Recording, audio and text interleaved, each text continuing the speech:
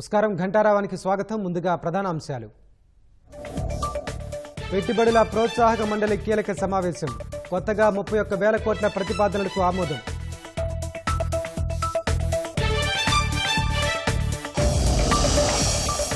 గ్రామ వార్డు సచివాలయాలు ఏబీసీ కేటగిరీలుగా విభజన. వివిధ శాఖల కార్యదర్శులను సర్దుబాటు చేసిన ప్రభుత్వం.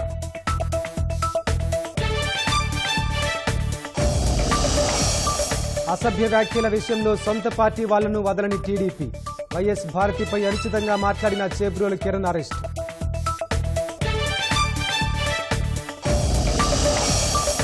గోరంట్ల మాధవ్ని అదుపులోకి తీసుకున్న గుంటూరు పోలీసులు. కిరణ్ని తీసుకెళ్తున్న వాహనం అడ్డగించి బెదిరించడంతో చర్యలు.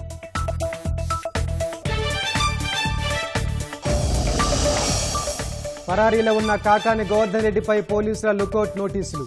క్వాడ్జ్ అక్రమ తవ్వకాల కేసులో విచారణకు రాకపోవడంతో తాకీదులు.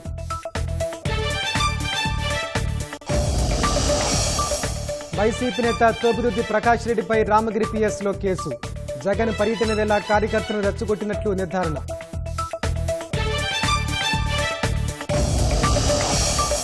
భారత్కు చేరుకున్న ముంబై ఉగ్రదాడి నిందితుడు రానా. కస్టోడియల్ రిమాండ్ కోరనున్న ఎన్ఐఏ అధికారులు.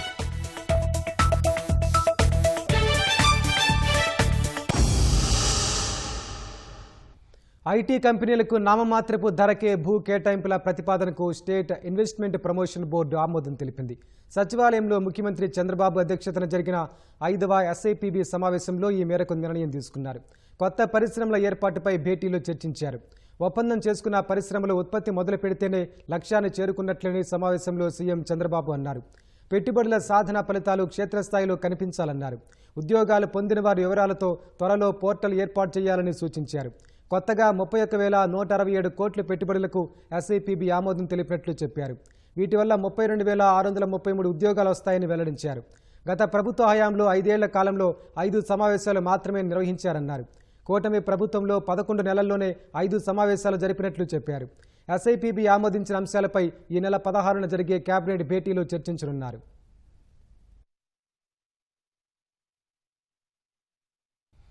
ముంబై ఉగ్రదాడి నిందితుడు తహవూర్ రానాను అధికారులు ఢిల్లీకి తీసుకొచ్చారు. ఈ మేరకు జాతీయ దర్యాప్తు సంస్థ ఎన్ఐఏ అధికారులు అధికారికంగా ప్రకటించారు. ఢిల్లీ పాలెం ఎయిర్ బేస్లో రానాను అమెరికా నుంచి తీసుకొచ్చిన ప్రత్యేక విమానం దిగింది. భారత్కు రాగానే రానాను జాతీయ దర్యాప్తు సంస్థ ఎన్ఐఏ అధికారులు అరెస్టు చేసి ఢిల్లీ పటియాలా హౌస్ కాంప్లెక్స్లోని ఎన్ఐఏ ప్రత్యేక కోర్టులో హాజరుపరిచేందుకు ఏర్పాట్లు చేశారు. ముంబై ఉగ్రదాడి నిందితుడు తహవూర్ హుస్సేన్ రానాను అమెరికా నుంచి ఢిల్లీకి తీసుకొచ్చారు. భారత్ పంపిన ప్రత్యేక విమానం పాలెం విమానాశ్రయంలో ల్యాండ్ అయింది. ఈ మేరకు జాతీయ దర్యాప్తు సంస్థ ఎన్ఐఏ అధికారికంగా ప్రకటించింది. 2008 అల్లకల్లోల వెనుక కీలక కుట్రదారుణ్ణి న్యాయం ముందు నిలబెట్టడానికి ఏళ్ల తరబడి చేసిన నిరంతర ప్రయత్నాల తర్వాత తహవూర్ హుస్సేన్ రానాను అప్పగించడంలో విజయం సాధించినట్లు ఎన్ఐఏ తెలిపింది. అప్పగింతను అడ్డుకునేందుకు రానా అమెరికాలో అన్ని చట్టపరమైన మార్గాలను వినియోగించుకున్న తర్వాత చివరికి అతన్ని మనకు అప్పగించినట్లు ఎన్ఐఏ ప్రకటించింది. 2008లో ముంబైలో ఉగ్రదాడులకు దావూద్ గిలానీ, డేవిడ్ కోల్మెన్ హెడ్లీతో పాటు పాకిస్తాన్కు చెందిన ఇతర కుట్రదారులతో కలిసి లష్కరే తోయిబా, హుజీ ఉగ్ర సంస్థలతో కలిసి రానా కుట్ర పన్నినట్లు ఆరోపణలున్నాయని ఎన్ఐఏ తెలిపింది. మరికొద్దిసేపట్లో రానాను ఎన్ఐఏ అరెస్టు చేయనున్నట్లు తెలుస్తోంది. ఈ మేరకు అంతకుముందే ఎన్ఐఏ అధికారులు పాలెం ఎయిర్ ఫోర్స్ బేస్లో సిద్ధంగా ఉన్నారు. కొద్దిసేపట్లో రానాను బుల్లెట్ ప్రూఫ్ వాహనంలో పటియాలా హౌస్ కాంప్లెక్స్ ఆవరణలో ఉన్న ఎన్ఐఏ ప్రత్యేక న్యాయమూర్తి ముందు హాజరుపరిచే అవకాశం ఉంది. కోర్టు రిమాండ్ విధించిన వెంటనే తిహార్ జైలుకు తరలించేలా ఏర్పాట్లు చేశారు. పాలెం విమానాశ్రయం, Patiala house court, Tihar jail వద్ద భారీగా భద్రతా బలగాలను మోహరించారు. తిహార్ జైల్లో అత్యంత భద్రత కలిగిన బ్యారెక్లో రానాను ఉంచేందుకు సర్వం సిద్ధం చేశారు. జైలు నెంబర్ 2లో అతన్ని ఉంచనున్నట్లు తెలుస్తోంది. ముందు జాగ్రత్త చర్యల్లో భాగంగా ఎన్ఐఏ ప్రధాన కార్యాలయం ఎదురుగా ఉన్న Jawaharlal Nehru stadium metro station 2వ గేటును మూసివేశారు. అక్కడ భద్రత కట్టుదిట్టం చేశారు.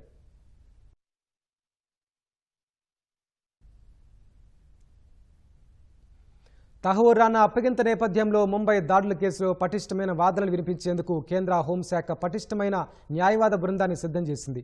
రానా అప్పగింత కోసం అమెరికా కోర్టులో వాదనలు వినిపించిన బృందానికి నాయకత్వం వహించిన సీనియర్ న్యాయవాది దయాన్ కృష్ణన్ ఎన్ఐఏ తరపున వాదనలకు నేతృత్వం వహించనున్నారు. మరో సీనియర్ క్రిమినల్ లాయర్ నరేందర్ మాన్ను ప్రత్యేక పబ్లిక్ ప్రాసిక్యూటర్గా కేంద్ర హోంశాఖ నియమించింది. దయాన్ కృష్ణన్కు నరేందర్ మాన్ సహాయ సహకారాలు అందించనున్నారు. ఎన్ఐఏ న్యాయవాద బృందంలో సంజీవి శేషాద్రి, శ్రీధర్ కాలే కూడా ఉన్నారు. ముంబై దాడులపై 2009 నవంబర్ 1న ఢిల్లీలోని ఎన్ఐఏ పోలీస్ స్టేషన్లో వివిధ సెక్షన్ల కింద కేసు నమోదైంది. David Coleman Headley, Tahawwur Hussain Rana ఇతరులను నిందితులుగా చేర్చారు. రానా, హెడ్లీలను అప్పగించాలని గతంలోనే అమెరికాను ఎన్ఐఏ కోరింది. దర్యాప్తులో సాయం చేయాలని పాకిస్తాన్ ప్రభుత్వానికి లేఖ రాసింది. కేసు దర్యాప్తు పూర్తి చేసిన ఎన్ఐఏ మొత్తం 9 మంది నిందితులపై 2011 డిసెంబర్ 24న ఛార్జ్షీట్ దాఖలు చేసింది. రానా రాకతో ఆ కేసు విచారణలో వేగం పుంజుకోనుంది. రానాను అమెరికా భారత్కు అప్పగించకముందే ముంబై దాడుల కేసుకు సంబంధించిన విచారణ ఫైళ్లు ఢిల్లీ కోర్టుకు చేరాయి. నవంబర్ 26 దాడులపై ముంబైలోనూ అనేక కేసులున్న నేపథ్యంలో ఢిల్లీ నుంచి విచారణ దసరాలను అక్కడికి పంపారు. ఇటీవల ఎన్ఐఏ చేసిన విజ్ఞప్తి మేరకు ముంబై కోర్టు నుంచి ఢిల్లీ న్యాయస్థానానికి ఫైళ్లు చేరాయి. జిల్లా కోర్టు న్యాయమూర్తి విమల్ కుమార్ యాదవ్ వాటిని స్వీకరించారు. రానాను ఎన్ఐఏ కస్టడీకి న్యాయస్థానం అనుమతిస్తే ముంబై దాడుల వెనుక పాకిస్తాన్ ప్రభుత్వ హస్తం బహిర్గతమయ్యే అవకాశం ఉందని భావిస్తున్నారు. 2008 నవంబర్ 26న 10 మంది పాకిస్తానీ ఉగ్రవాదులు సముద్ర మార్గంలో ముంబైకి చేరుకుని CSMT, Oberoi Trident, Taj hotel తదితర ప్రాంతాల్లో దాడులకు పాల్పడ్డారు. నవంబర్ 29 వరకు జరిగిన నాటి మారణ హోమంలో 18 మంది భద్రతా సిబ్బంది సహా 166 మంది ప్రాణాలు కోల్పోయారు. అనేక మంది గాయపడ్డారు. ముంబై దాడుల కేసు నిందితుడు తహ్వూర్ రానా అప్పగింత కోసం యూపీఏ హయాంలో ప్రయత్నాలు మొదలైనట్లు కాంగ్రెస్ స్పష్టం చేసింది. మోదీ ప్రభుత్వం ఈ ప్రక్రియను ప్రారంభించలేదని కేంద్ర మాజీ మంత్రి పి. చిదంబరం చెప్పారు. యూపీఏ సర్కార్ చేసిన స్థిరమైన వ్యూహాత్మక దౌత్య ప్రయత్నాల నుంచి మోదీ సర్కార్ లబ్ధి పొందిందని అన్నారు. రానా అప్పగింత తమ ఘనతే అని ఎన్డీఏ సర్కార్ చాటుకోవడం సరికాదని చిదంబరం అన్నారు. వాస్తవాలకు జరుగుతున్న ప్రచారానికి చాలా వ్యత్యాసం ఉందన్నారు. ఈ విషయంలో భారతదేశ దౌత్యం, చట్టబద్ధ వ్యవస్థలు, అంతర్జాతీయ సహకారం విజయం సాధించినట్లు భావించాలని కేంద్రానికి చిదంబరం సూచించారు. గ్రామ వార్డు సచివాలయాలను ప్రభుత్వం ఏబీసీ కేటగిరీలుగా విభజించింది. వివిధ శాఖల కార్యదర్శులను ఆయా సచివాలయాలకు సర్దుబాటు చేస్తూ నిర్ణయం తీసుకుంది. వారికి సాధారణ విధులు కేటాయిస్తూ ఉత్తర్వులు ఇచ్చింది. 2500 లోపు జనాభా ఉన్న సచివాలయానికి 2ని, 2501 నుంచి 3500 వరకు ఉంటే 3 3501 కన్నా ఎక్కువ మంది జనాభా ఉంటే 4 కేటాయించింది.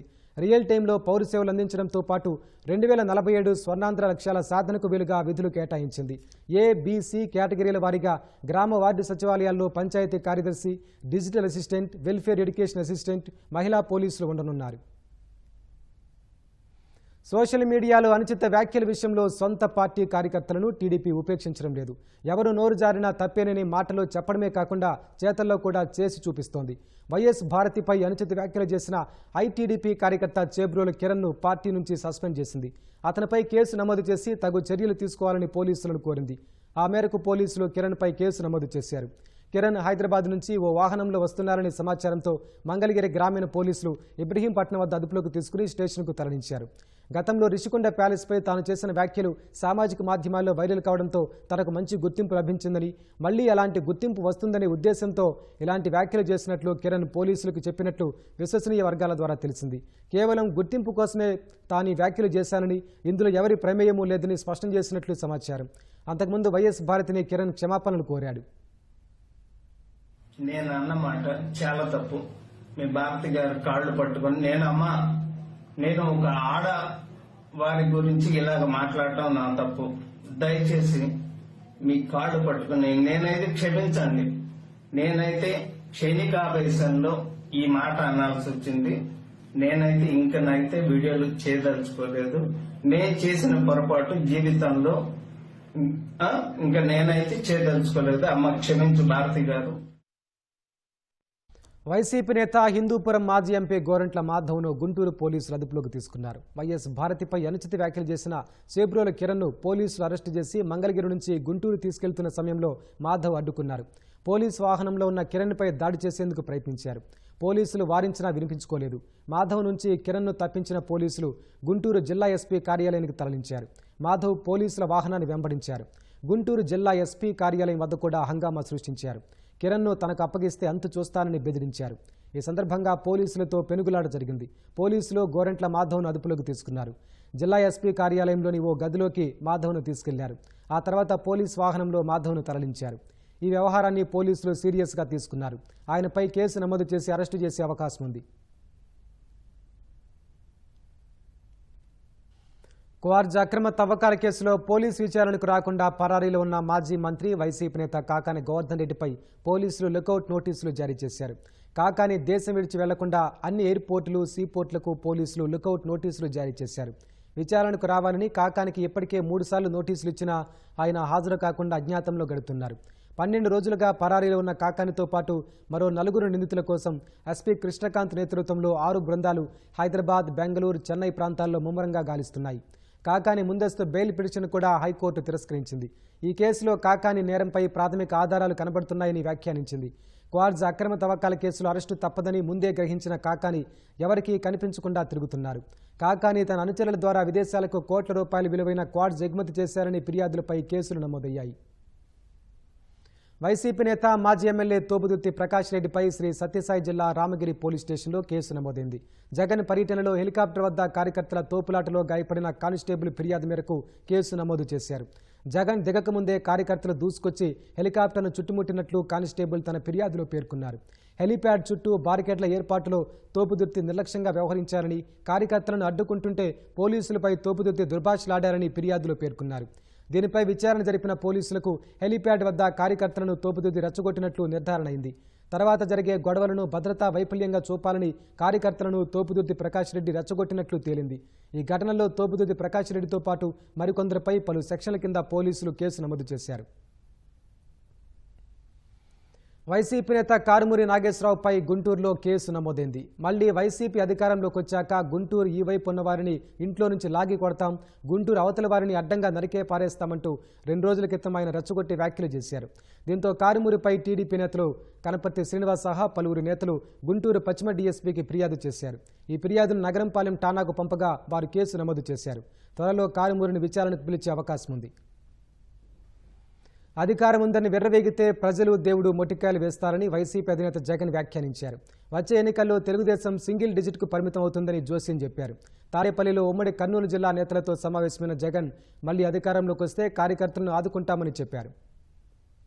ప్రజాస్వామ్యంలో ఎప్పుడూ కూడా మనుషులకు మంచి చేసి వాళ్ళ గుండెల్లో స్థానం సంపాదించుకొని, వాళ్ళ మనసుల్లో స్థానం సంపాదించుకొని ఒక నాయకుడు అనేవాడు పాలన చేయాలి. కానీ అలా చేయకుండా అధికారం ఉంది కానీ అని చెప్పి దురహంకారంతో ఏ నాయకుడైనా కూడా ప్రవర్తించినప్పుడు ప్రజలు దేవుడు ఇద్దరు కూడా ఖచ్చితంగా మొటికాయలు వేస్తారు. పోలీసులపై అనుచిత వ్యాఖ్యలు చేసిన మాజీ సీఎం జగన్పై వివిధ పార్టీల నేతలు తీవ్ర ఆగ్రహం వ్యక్తం చేశారు. రాజకీయ నాయకులు ఇలాంటి భాష మాట్లాడడం తగదని ధ్వజమెత్తారు. జగన్ వెంటనే పోలీసు వ్యవస్థకు క్షమాపణ చెప్పాలని డిమాండ్ చేశారు. చంద్రబాబు నాయుడు గారి ఇంటి మీదకి వెళ్లి దాడి చేయడానికి ప్రయత్నం చేస్తే వాళ్ళకి ప్రమోషన్ ఇచ్చి మంత్రి పదవి ఇచ్చారు. తెలుగుదేశం పార్టీ కార్యాలయం మీద దాడి చేస్తే వాళ్ళకి ప్రమోషన్స్ ఇచ్చారు. అప్పుడు గుర్తులేదా జగన్మోహన్ రెడ్డి గారికి మీకు ఈ కష్టాలు, ఈ బాధలు? రేపలలో అక్కని ఏడిపిస్తున్నారని చెప్పి అడిగినందుకు పెట్రోల్ పోసి తగలబెట్టారు. అప్పుడు గుర్తు రాలేదు మీకు? ఈ రోజు వచ్చి పోలీసులని బట్టలోడ తీస్తారంటున్నారు. ఏంటి భాష? నిన్నొక మాజీ మంత్రి మాట్లాడతాడు, గుంటూరు జిల్లా ఆ పక్కంతా కూడా ఇళ్లలోంచి బయటికి రారు, గుంటూరు జిల్లా అవతలంతా కూడా తలకాయలు ఉండలు అని చెప్పి మాజీ మంత్రి మాట్లాడుతూ ఉన్నారంటే తప్పకుండా వీళ్ళ మీద క్రిమినల్ కేసులు కట్టాలి. 4వ సింహంగా పరిగణించబడుతున్నటువంటి పోలీస్ వ్యవస్థని ఉద్దేశించి జగన్మోహన్ రెడ్డి గారు బట్టలోడు తీసి కొడతాము అని చెప్పి చెప్పటం ఇది సర్వత్రా ఖండించవలసినటువంటి అంశంగా నేను భావిస్తున్నాను. సత్యసాయి జిల్లా ఎస్పీ ఒక మహిళ అనేటువంటి విచక్షణ కూడా కోల్పోయి ఈ రకంగా వ్యాఖ్యానించడం అనేది ఇది సమంజసం కాదు అని చెప్పి జగన్మోహన్ రెడ్డి గారికి తెలియజేస్తున్నాం. ఆ వ్యవస్థకి ఇవాళ జగన్మోహన్ రెడ్డి గారు క్షమాపణ చెప్పాలని చెప్పి భారతీయ జనతా పార్టీ డిమాండ్ చేస్తుంది. ఈ భాష నుంచి వచ్చింది రాజకీయ నాయకులకి, అందులో పోలీస్ ఆఫీసర్లు. మీరు అధికారులు ఉన్నప్పుడు పోలీసులు ఉపయోగించుకొని దుర్మార్గాలు చేస్తే ఆ పోలీసు ఇప్పుడు శిక్షణ అనిపిస్తున్నారు. మరి ఇప్పుడు మళ్ళీ మీరు ఇదే పని చేస్తున్నారు. పోలీసులు వాళ్ళు డ్యూటీ వాళ్ళు చేస్తున్నారు. పోలీసులను బెదిరించి మొదలు పెడితే ఆయన ముఖ్యమంత్రి ఉన్నాడు కదా, కరెక్ట్ కాదు. అధికారులను ఇంజూర్డ్ గా ఆ విధంగా మాట్లాడడం అంటే వాళ్ళ మనోధైర్యాన్ని దెబ్బ కొడతారు. ఒకటి కొంతమంది మనోధైర్యాన్ని దెబ్బ కొట్టి ఆగిపోతారు, కొంతమంది తిరగబడతారు. ఇప్పుడు ఒక ఎస్ఐ ఏమంటున్నాడు, చాలా బూతులు మాట్లాడడం మొదలు పెట్టాడు. అట్లాంటి బూతులు మాట్లాడించుకోవడం అవసరం లేదు. అట్లాంటి మాటలు కూడా కరెక్ట్ కాదు నా ఉద్దేశం. గత 5 ఏళ్లు వైసీపీ నేతల జేబుల్లోకి వెళ్లిన మద్యం ఆదాయం ఇప్పుడు ఖజానాకు సమకూరుతోందని అబ్కారీ మంత్రి కొల్లు రవీంద్ర చెప్పారు. 6 రాష్ట్రాల్లో పర్యటించి మద్యం కొత్త పాలసీ తెచ్చామన్న ఆయన గోదాము నుంచి వెళ్లే ప్రతి స్టాక్ వాహనాన్ని ట్రాక్ చేస్తున్నామన్నారు. అనంతపురంలో 8 కోట్ల వ్యయంతో కొత్తగా నిర్మించిన మద్యం డిపో, జిల్లా ఎక్సైజ్ కార్యాలయాన్ని జిల్లా ఎమ్మెల్యేలతో కలిసి ప్రారంభించారు. పొరుగు రాష్ట్రాల నుంచి అక్రమ మద్యం రవాణా అరికట్టడంతో సరిహద్దు జిల్లాలో 40% అమ్మకాలు పెరిగాయని కొల్లు రవీంద్ర చెప్పారు. రేట్లు పెంచితే తాగడం తగ్గుద్దని చెప్పారు ఆయన. పర్ క్యాపిటల్ కన్జంప్షన్ చూస్తే 5 లీటర్ల దగ్గర 5.5 లీటర్ల నుంచి 6 లీటర్ పెరిగింది తప్ప తగ్గల. వీళ్ళు పెంచినటువంటి రేట్ల మూలంగా పక్క రాష్ట్రాల నుంచి నాన్ డ్యూటీ పెయిడ్ లిక్కర్ వచ్చింది. అదేవిధంగా ఇల్సిట్ లిక్కర్ కూడా విపరీతంగా పెరిగిపోయింది. బోర్డర్ డిస్ట్రిక్ట్స్లో అయితే 30 to 40% మనకి సేల్స్ పెరిగినాయి. అటు తెలంగాణ కానీ కర్ణాటక పోవాల్సినటువంటి ఆదాయం, మరి గతంలో వీళ్ళు వాళ్ళ జేబులకు పోయినటువంటి ఆదాయం మనం ఇవాళ మళ్ళీ మన ప్రభుత్వానికి తెచ్చుకోగలుగుతున్నాం. టోటల్ ఏ బాటిల్ ఎక్కడి నుంచి, ఏ డిస్టిలరీ నుంచి వచ్చింది, ఏ డిపో నుంచి వెళ్ళింది, ఏ షాప్ నుంచి వెళ్ళిందని కూడా టోటల్ ట్రాక్ చేసే సిస్టమ్కి మేము ముందుకు వెళ్ళబోతా ఉన్నాం గౌరవ ముఖ్యమంత్రి గారి ఆదేశాలతో. కాబట్టి దానికి తగిన విధంగా అన్ని గోడౌన్స్ను కూడా మరి అత్యంత ఆధునికంగా చేసుకోవడానికి ఇవాళ ప్రణాళికలు తయారు చేస్తా ఉన్నాం. మున్సిపాలిటీలు వసూలు చేసిన పన్నులు వారి పరిధిలోని అభివృద్ధి పనులకు వినియోగించేలా ఉత్తర్వులు జారీ చేస్తామని పురపాలక శాఖ మంత్రి పి నారాయణ వెల్లడించారు. జీవో సైతం విడుదల చేస్తామన్నారు.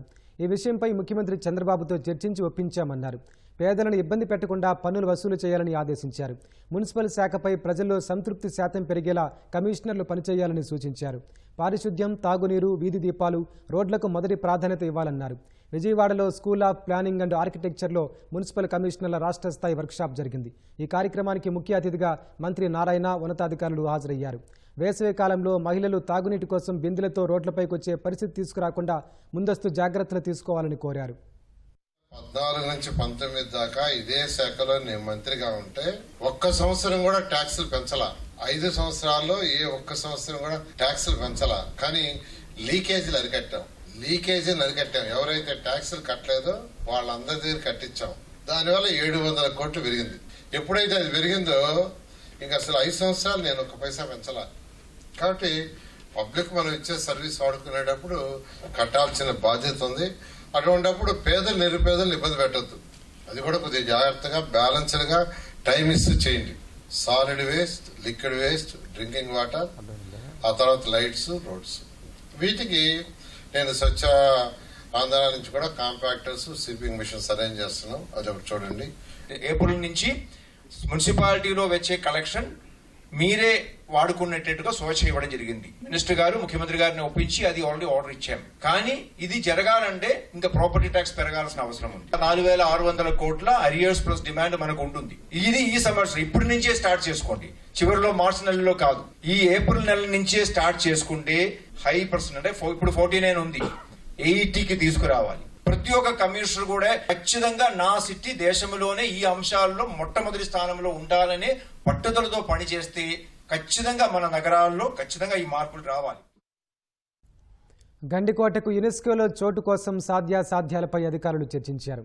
కేంద్ర పురావస్తు శాఖ, కేంద్ర గనుల శాఖ అధికారులు కోటను పరిశీలించారు. గండికోటలోని జుమ్మా మసీదు, ధాన్యగారం, పెన్నాలోయ తదితర ప్రాంతాల్లో వీరు పర్యటించారు. గండికోట వంటి ప్రదేశం ప్రపంచ వారసత్వ కట్టడంగా యునెస్కో వారు గుర్తించాలంటే ఏమేమి ఉండాలో అధికారులు చర్చించారు. జియాలజీ, కేంద్ర పురావస్తు శాఖ, కేంద్ర రాష్ట్ర పర్యాటక శాఖ అధికారులు సాధ్యాసాధ్యాలపై చర్చించారు. 160 ఇళ్ళు ఉన్నాయి. ఒక 128 కాపురాలు ఉన్నారు. 40 మంది బయట ఉచ్చిపోతుంటారు. వీళ్ళందరినీ ఖాళీ చెప్పారు. అయితే గౌరవప్రదంగా పంపాలి. వాళ్ళకి కావాల్సినట్టు దీనికి ఇచ్చేదానికి సుముఖత కూడా నా మధ్యగా చెప్పడం జరిగింది. వసతులను కలపడం కూడా లోపల చేస్తామని చెప్పినాం. ఇది గ్రేట్ కాన్యన్ ఆఫ్ ఇండియా అని అందరూ సుభిష్టంగా చెప్పామాట. దీన్ని ఇన్ని రకాలుగా ఉన్న తర్వాత దీన్ని యునెస్కోలో చేర్చండి నేను నా వంతుగా అభ్యర్థన చేసినాడు. వాళ్ళు సుముఖంగా ఉన్నారు. ఇది చాలా గొప్ప ప్లేస్, అసలు న్యాచురల్గా ఉంది ప్రదేశం. ఓర్వకల్లు, కొప్పర్తి నోడ్లలో పనులు ఏపీ ఇండస్ట్రియల్ డెవలప్మెంట్ కార్పొరేషన్కు అప్పగిస్తూ ప్రభుత్వం నిర్ణయం తీసుకుంది. పారిశ్రామిక కారిడార్ల అభివృద్ధిలో భాగంగా హైదరాబాద్, బెంగళూరు పారిశ్రామిక కారిడార్లోని ఓర్వకల్ నోడ్తో పాటు విశాఖ, చెన్నై కారిడార్లోని కొప్పర్తిలో చేపట్టే పనులు ఏపీ ఐసీడీసీకి అప్పగిస్తూ నిర్ణయం తీసుకుంది. పారిశ్రామిక నోడ్ల డిజైన్ల నిర్మాణం, టెస్టింగ్, నిర్వహణను ఏపీ ఐసీడీసీకి అప్పగించారు. ఈపీసీ ప్రాతిపదికన 1264 కోట్ల రూపాయలతో కొప్పర్తిలో, 1771 కోట్ల రూపాయలతో ఓర్వకల్లు పారిశ్రామిక నోడ్లో పనులు చేపట్టేందుకు పాలనా అనుమతి ఇచ్చారు. 2 ప్రాజెక్టుల్లోనూ ఏపీ ఐసీడీసీకి టెండర్ ప్రీమియంలో 5% మినహాయిస్తూ ప్రభుత్వం ఆదేశాలిచ్చింది. ఉప ముఖ్యమంత్రి పవన్ కళ్యాణ్ కుమారుడు మార్క్ శంకర్ ఇంటికొచ్చేశాడని చిరంజీవి ఎక్స్లో పోస్ట్ పెట్టారు. మార్క్ శంకర్ పూర్తి స్థాయిలో కోలుకోవాలని చిరంజీవి ఆకాంక్షించారు. ఆంజనేయ స్వామి దయతో త్వరలో మార్క్ శంకర్ పూర్తి ఆరోగ్యంతో ఉంటాడన్నారు. పెద్ద ప్రమాదం నుంచి తమ బిడ్డను ఆంజనేయ స్వామి కాపాడారన్నారు. మార్క్ శంకర్ కోలుకోవాలని ప్రార్థించిన వారందరికీ చిరంజీవి ఎక్స్లో ధన్యవాదాలు తెలిపారు.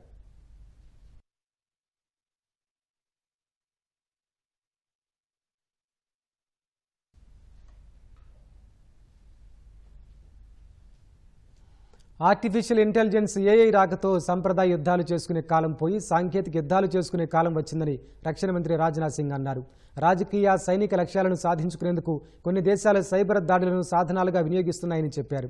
తప్పుడు సమాచారాన్ని వ్యాప్తి చేయడం కూడా ఇందులో భాగమని వ్యాఖ్యానించారు. తమిళనాడులోని డిఫెన్స్ సర్వీస్ స్టాఫ్ కాలేజీలో నిర్వహించిన కార్యక్రమంలో ఆయన పాల్గొన్నారు. ప్రస్తుతం కొనసాగుతున్న సంఘర్షణలు, పరిస్థితులు సంప్రదాయ యుద్ధాలకు భిన్నంగా మారుతున్నాయని రాజ్నాథ్ వివరించారు. అభివృద్ధి చెందుతున్న సాంకేతికత మానవ ప్రమేయంలోని వ్యవస్థను సృష్టిస్తోందని ఆందోళన వ్యక్తం చేశారు. ప్రస్తుతం మనమంతా గ్రే జోన్, హైబ్రిడ్ యుద్ధ శకంలో ఉన్నామని పేర్కొన్నారు. ఆర్థిక యుద్ధంలో ఒక్క తోటా పేల్చకుండా రాజకీయ సైనిక లక్ష్యాలను అమలు చేయవచ్చన్న రాజ్నాథ్ అందుకే వీటిని సాధనాలుగా మలుచుకుంటున్నారని వెల్లడించారు. సైబర్, అంతరిక్షం, సమాచార యుద్ధాలు కూడా సంప్రదాయ యుద్ధంలా ఎంతో శక్తివంతమైనవని, వీటితో పోరాడేందుకు సాయుధ దళాలు కలిసికట్టుగా పనిచేయాల్సిన అవసరం ఉందని రాజ్నాథ్ సూచించారు. ఢిల్లీలోని ఎర్రకోట జామా మసీదును పేల్చివేస్తామని బాంబు బెదిరింపు ఫోన్ కాల్స్ రావడం కలకలం రేపింది. బెదిరింపు రావడంతో అప్రమత్తమైన భద్రతా బలగాలు, బాంబు నిర్వీర్య బృందాలు వెంటనే తనిఖీలు చేపట్టాయి. ఎర్రకోట జామా మసీదులో ఎలాంటి బాంబులు లేవని ఢిల్లీ పోలీసులు వెల్లడించారు. అనుమానాస్పదంగా ఎలాంటి వస్తువులు కనిపించలేదన్నారు. బాంబు పెట్టినట్టు వచ్చిన ఫోన్ కాల్స్ మోసపూరితమని తెలిపారు.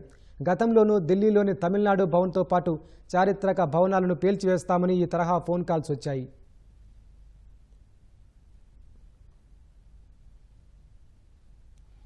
జమ్మూ కాశ్మీర్లోని పూంచ్ జిల్లాలో సరిహద్దు నిర్వహణపై చర్చించేందుకు భారత్, పాక్ సైన్యాలు బ్రిగేడ్ కమాండర్ స్థాయి సమావేశాన్ని నిర్వహించాయి. చకన్ డాబా క్రాస్ పాయింట్ వద్ద ఈ సమావేశం జరిగిందని సంబంధిత అధికారులు వెల్లడించారు. సరిహద్దుల వెంబడి చొరబాటు ప్రయత్నాలు, కాల్పుల విరమణ ఉల్లంఘనలు, ఐఈడీ పేలుళ్ల అంశాన్ని భారత్ లేవనెత్తినట్టు పేర్కొన్నారు. ఈ నెలలో ఇప్పటి వరకు ఫ్లాగ్ మీట్ జరగడం ఇది రెండోసారని అధికారులు చెప్పారు. రెండు వైపులా డీజీఎంఓ అవగాహనకు అనుగుణంగా నియంత్రణ రేఖ, సరిహద్దు నిర్వహణ ప్రక్రియలో భాగంగా సాధారణంగా ఫ్లాగ్ సమావేశాలు నిర్వహిస్తారని తెలిపారు. ఈ నెల 2న చకన్ డాబా క్రాసింగ్ పాయింట్ వద్ద 75 నిమిషాల పాటు బ్రిగేడ్ కమాండర్ స్థాయి ఫ్లాగ్ సమావేశం జరిగింది. సరిహద్దుల వెంబడి శాంతిని కాపాడుకోవాల్సిన అవసరాన్ని ఇరుపక్షాలు హైలైట్ చేశాయి. అంతకుముందు రోజే పాకిస్తాన్ కాల్పుల విరమణ ఒప్పందాన్ని ఉల్లంఘించింది. నియంత్రణ రేఖ వద్ద పాక్ ఆర్మీ చొరబాట్లకు పాల్పడిందని భారత సైనిక వర్గాలు వెల్లడించాయి. భారత ఆర్మీ ధీటుగా బదులిచ్చినట్టు పేర్కొన్నాయి.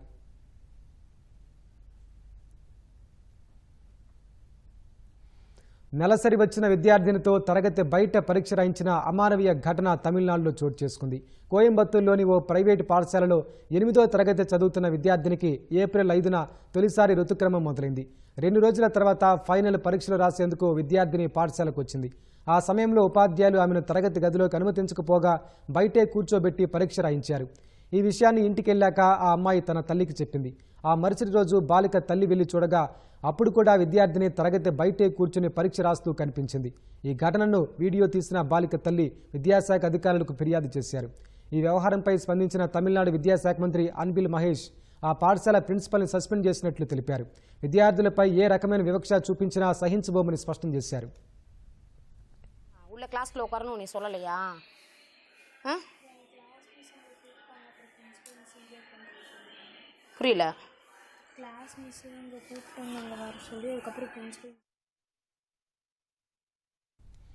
అమెరికా అధ్యక్షుడు డొనాల్డ్ ట్రంప్ ఇన్సైడర్ ట్రేడింగ్కు పాల్పడ్డారని ఆరోపణలు వెల్లువెత్తుతున్నాయి. చైనా మినహా మిగిలిన దేశాలపై 90 రోజుల పాటు సుంకాల వాయిదా ప్రకటనకు ముందు ట్రంప్ పెట్టిన పోస్ట్ అమెరికాలో తీవ్ర దుమారం రేపుతోంది. అంతా సక్రమంగా జరుగుతోంది, అమెరికా మరింత మెరుగ్గా రాణిస్తుంది, బీ కూల్ అని ట్రంప్ ఓ పోస్ట్ పెట్టారు. కాసేపటి తర్వాత కొనుగోలు చేయడానికి ఇదే సరైన సమయమంటూ మరో పోస్ట్ పెట్టారు. చివర్లో డీజేటీ అని తన సొంత మీడియా సంస్థ పేరును జోడించారు. తర్వాత కొన్ని గంటలకే సుంకాల వాయిదా నిర్ణయం తెలిపారు. దీంతో America Nasdaq, S&P, do Jones శాతం లాభాల బాట పట్టాయి. ట్రంప్ మీడియా కంపెనీ షేర్లు భారీగా పెరిగి 22.67% లాభాల్లో ముగిశాయి. ఆ కంపెనీలో ట్రంప్కు 53% వాటా ఉంది. ఆయన వ్యక్తిగత సంపద $415 మిలియన్ మేరకు పెరిగింది. ఫలితంగా ట్రంప్ ఇన్సైడర్ ట్రేడింగ్ చేశారని డెమోక్రాట్లు ఆరోపణలు చేశారు. తన వ్యక్తిగత ప్రయోజనాలు, లాభాల కోసం ట్రంప్ ఇలా చేశారని, ఈ అంశంపై విచారణ చేయాలని డిమాండ్ చేస్తున్నారు.